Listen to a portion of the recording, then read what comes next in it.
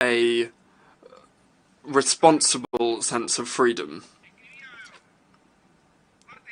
Today, when I was writing some of my speech, I remembered what I said here in September 2021.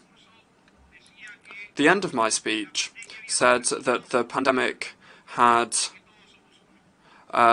reminded us that all of us were one. And for this reason, we are all one. And so, based on that, I wish to refer to the responsible freedom, international responsible freedom, liberty. It is clear that our well-being as countries, our independent countries, is intrinsically linked to the common good. We need to be aware of this, accept it, and act as a result.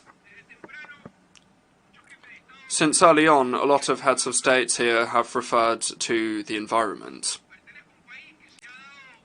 I belong to a country that was classified and given the name Natural Uruguay a few years ago. Renewable energies in our country represent more than 90%. We have significant reforestation.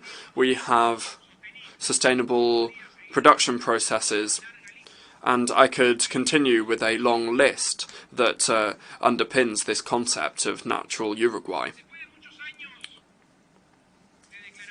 After many years of statements and commitments made, the international community really understood that the economy and the environment were intrinsically linked to one another. Uruguay, a few months ago,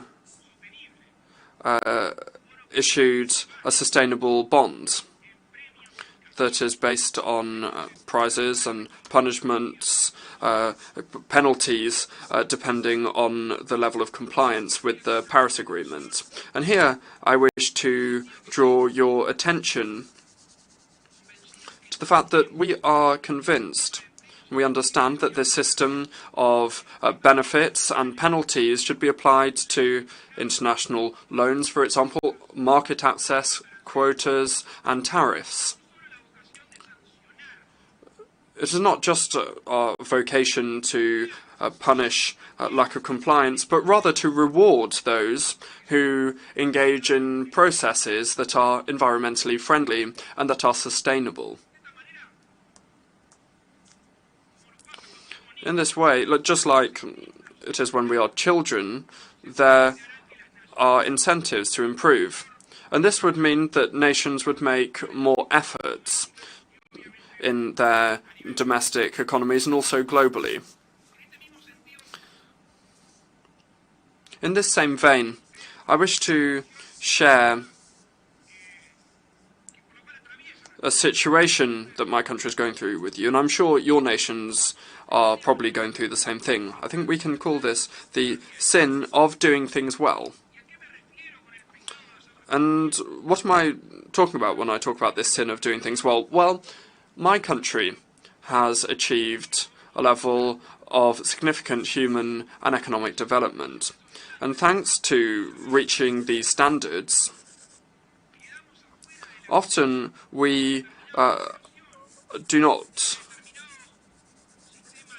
benefit from systems of cooperation, from preferences, for example, instruments for international trade support. And of course, I would be remiss not to share the spirit with which these mechanisms were created, but I do think that we need to take a fresh look at them, because often countries grow and then they lose access to these conditions. I wish to make it clear that Uruguay is not coming here to beg or make exaggerated claims.